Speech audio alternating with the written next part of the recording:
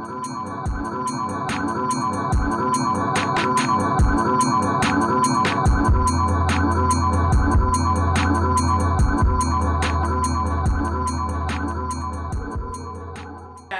this is CW Younger again, and this is the Yuz Revolution, where we use what we got to get where we need to be. And today I have Michelle, aka Love the Poet, aka Miss Brown and Healthy. So welcome. Thank you. So I want to start off by saying congrats on your 10-year anniversary for Be Free Friday. Oh, thank you very much. Thank you. So if you guys didn't know, at the UB Blake, she has a monthly on the last Friday of every month open mic night. In 10 years. 10 years. In March 2006, we started that show. So congratulations on that. Thank you. So you have a new movement, Brown and Healthy. So today I thought we would talk about, because I love the motto that you have about writing your own story. So today I thought I would ask you some questions based on that. Okay. So can you tell them a little bit about Brown and Healthy? Well, Brown and Healthy is a global health and wellness initiative for people of color, specifically Black people. And it started out as just a hashtag for me 3 years ago, just because I'm brown and I was trying to be healthy. And it's not real deep, but that is how it began. But as the time went on and the social climate changed in the last 2 years, I started to think about what my role could be to help in motivating our people, you know, past the murder and the dysfunction and the nonsense that we seem to be experiencing on a daily basis in the news and the mainstream media. So the tagline for Brown and Healthy is change the narrative, change the world.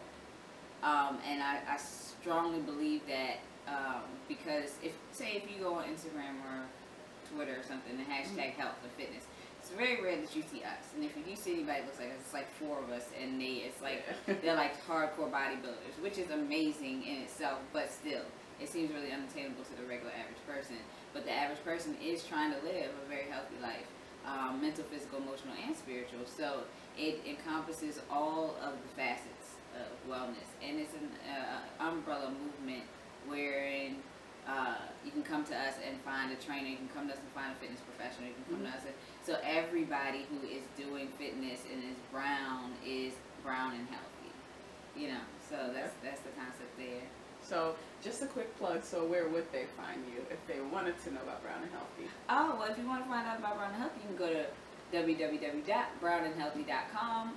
Every second and fourth Tuesday of the month, we have the Brown and Healthy Speaker Series, which is a place where you can just come in and physically be in the presence of a professional, wellness professional, health, fitness, financial advisor, just depending on who we have that Tuesday. Everything speaking, and that's at Devco Cafe, 2501 Madison Avenue, Baltimore, Maryland. And I'll also put that information at the end of the video, Awesome. just in case they didn't catch that. So, was there a certain point in your life when you decided that you wanted to kind of control your own story and control your own narrative? Oh, yeah, and it was recent. I would say I didn't realize that the narrative that's being written about me and my people was so anti-us. I mean, you do know, but you don't know until you really start to tune in to the media. And I think something that really shook me was the spin that was given on the uprising last year. You know, living here and understanding the geographic layout of Baltimore and understanding that the children that were being driven toward Alcantara, which was going more east than south, where the CVS was, and then it being said that those same children were the ones who looted the CVS. I was like, there was no way physically possible they could run down 5 large city blocks from Mondawmin Mall to Pennsylvania Avenue and do that. You know what I mean? And so I started to realize, I started to look around and just say, hey, like, you have to take control of the narrative, and that's in a more social aspect as far as like what's going on with our people. But for myself, I was told years ago by a artist, either poet, MC, and an activist, that people will rewrite your history. Definitely. Always. Yeah, always. Because I was confused, you know, because there were some people that were approaching me and saying that they loved my work and that this and that. They always knew that I was, but I remembered them being very anti my work and very skeptical of my ability. And when I talked to him about it, he said people are going to rewrite your history because they want to pretend like they were a part of it. Yeah.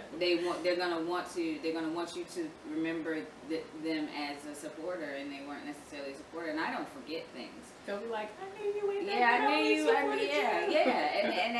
And it's just not the truth. And so every chance I guess, and that's a great question that you just asked me. When did I start? I guess it was longer ago than I thought, because that's when I started to actually tell my story whenever I could tell my story.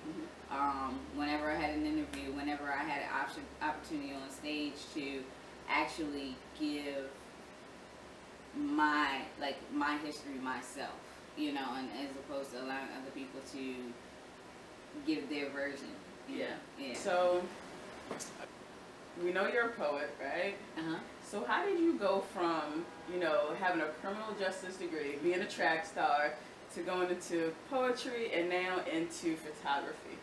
Oh, wow. Well, I started writing poetry before I ever knew what college I would go to, or before I ever hit a track. I started writing poetry when I was 11. Okay. And so when I got to college, I saw these amazing poets. Native Son from the Fifth L. At the time, there was no Fifth L, and he wasn't necessarily Native Son. He was just David Ross and writing poetry and performing, and Danielle Fuller. And I was like, wow, I was always performing in high school, middle school and stuff. Not necessarily my poetry, but I was always doing dance or something, and talent shows, and I saw them do that, and I was like, I could do that with my poetry. So I bravely walked up to them after as a freshman, you know, and was like, can you teach me how to do that? What is that spoken word? Like, I've never seen anything like that. I grew up in Columbia, Maryland, so Howard County. I never seen spoken word. Yeah, you grew up like me, where I was like, what is this? What is this? I like it. I had never seen this before, you know. And I'm a 80s baby, a 90s teenager, so there was just none of that there at the time. You know, downtimes have changed a little bit. But so that's how poetry came into play, and I started performing and stuff, and while running track, while, you know, having a criminal justice degree. And what I ended up doing with my degree was working with at-risk youth and special needs kids, ultimately, for about 8 years. And then I transitioned into being a full-time artist, because at the same time I was growing my artistry as well. So I was doing both. I used to joke, it wasn't really a joke, this was really true. I was working 2 full-time jobs. And then, maybe about 3 years ago, Timothy Christmas, a phenomenal photographer who has shot me, who's been shooting me since probably like 2009, he wanted to learn to play guitar. And in the interim of poetry and all this stuff, I learned to play guitar. And just doing everything. Yeah, I mean, you know, everything. You got time sometimes, and you want to try something else, so you try it, you know, and then you like it. So this was kind of my story. And then he wanted to learn guitar, so I brought him over an extra guitar that I had, and he handed me his very first camera ever, and was like, here, you should take pictures. And I was like, really? He's like, no, yeah, you should take pictures. Like, I never, let me just, for the record, never considered taking pictures, ever. I had a girlfriend that was a photographer at one point, and I've had an amazing photographer, Tia Anthony, since I started in 2006, like out in the city. Like, we've built our brands together. But I never once was like, hey, I should take pictures. And when he handed me that camera, he said, I'll teach you everything I know. And he did. And honestly, the minute I started taking the pictures, I fell in love with it. And I say this, but I jokingly, but I really mean it. I know that when I get older, I'm not going to want to talk as much. So I'll be able to still express through my lens. I mean, you just know I'm actually a very naturally introverted person. So I know eventually I'm just, I don't think anyone that like seen you out on the scene would believe that. And that's the point. I'm also an excellent actor. But no, I learned that introverted people, like the true definition is like, it's people that have to recharge by themselves and don't necessarily need like outside. Like extroverts need like other people's energy to boost. Like, I need to go home and stay in the house for 3 days. It makes me feel good. So, but because I am a performer, and I love art, and I love people, and I love the engagement, I can be out for a while and then have to go back in. Go back in your cave. Yeah, I'm very like, you know, like a bear. Like, I gotta hibernate. Okay, so the next question is, so a part of controlling your own narrative is definitely about healing. Mm-hmm. So how do you use your work to not only heal yourself, but to heal others? Mm. The first thing that comes to mind is my poetry. I always said my definition of success was that if one person walked away with something, then I did what I needed to do. If other people got it as well, that was icing on the cake. Mm-hmm. But I often know when it's a great piece, when I'm being very, like, I always teach poetry classes to adults, that you have to be very transparent as an artist. You know, there's a point where you just have to be extra honest, and one, because you're the voice for the voiceless, and a lot of people are experiencing what you've gone through, even if you don't know it. Once you do the piece and it is healing to you, like for me, the gauge is like, wow, that was a lot, and it's great, and it's full. I need to share this because I know I can't be alone in this, and so I need to share. And Audrey, what I always quote her, she says, and poetry is not a luxury. She says, for the black woman, poetry is not revolutionary, but revelatory. And for me, that translates to, within the revelation, like with the revelation lies the revolution. So with us being naked on stage, with us revealing these things, with us doing this and allowing people to commune and feel together and say, hey, that happened to me when I was in 5th grade, that happened to me when I was in 5th grade, like, and this is why I think like this, and this is why I think like this. And having those kind of conversations will ultimately erase fears and doubts and things and allow us to build and be stronger. And then, you know, the revolution is within that, you know. So that's kind of my thoughts there. Did that answer your question? Yeah. Okay. So is that the same way for like yourself when you're writing? Is that like a healing thing for yourself? Very much so. I've kind of gone back to writing for me. Mm-hmm. I don't do a lot of poetry outside anymore, and you know, like, not to say that I won't ever, but you know, I've got 9 CDs, a book that's 200 and something pages, and you know, I'll write for people's CDs, and if I get asked to do certain things, I'll do it. But I've kind of gone back to it being like a private practice for a while. Okay.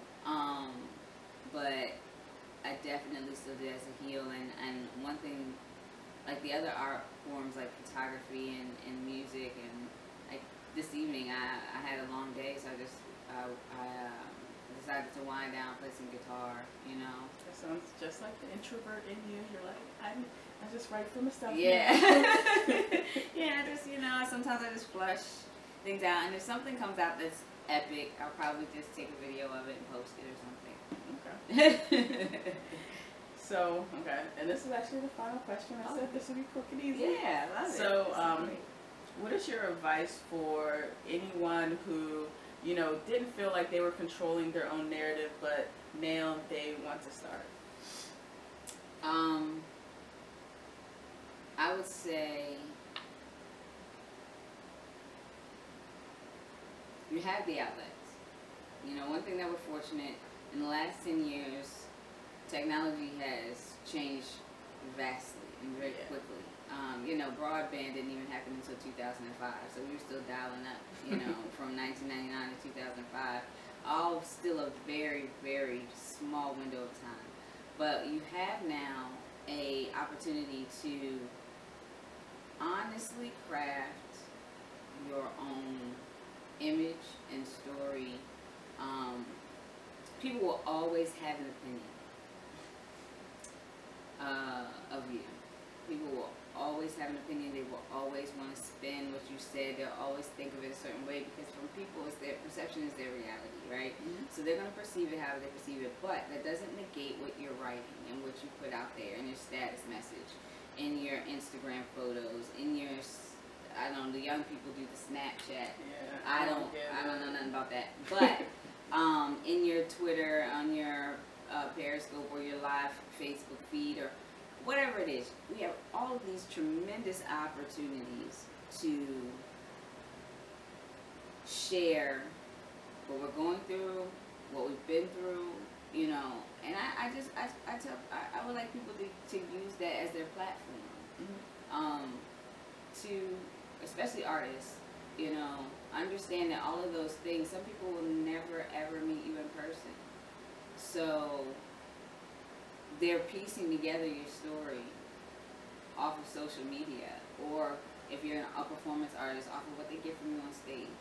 So, you know, be mindful of your decisions of what you say and what you do in public. And if you want to really control your narrative, you know, that's like you have to hone in on that and pay attention and decide how you want to use your tools. You know, like you want to use them for good, or you want to use them for bad.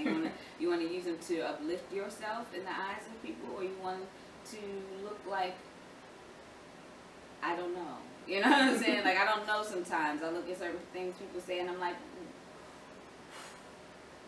why? What was the point? Like, why? You just, okay. You were venting. That's fine. Also, get some really good friends and call them and vent.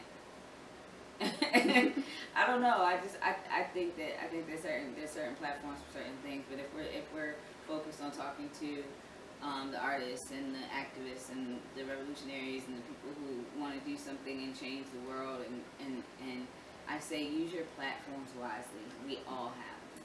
Definitely. So I'll give the floor to you if you want to plug any events or anything like that. Okay. Well, Brown and Healthy is where it's at. It is everything and all things to me. brownandhealthy.com. We have a calendar that is growing leaps and bounds. We're going to be at a few expos coming up. We're also going to be in Miami on South Beach. We're doing a meetup April 10th. And we encourage people when we do these meetups all over the country, all over the world, to join us. Let's take a trip, you know. Let's meet up on South Beach and exercise with personal trainers all over the world, wherever. But that is definitely the focus. You can also catch me at lovethepoet.com. I'm sure some amazing artistic things are coming down the pike. And Michelle Antoinette photography.com. I'm doing a lot of video. Stay tuned. I'm doing some work with some amazing artists. So, yeah, thanks a lot.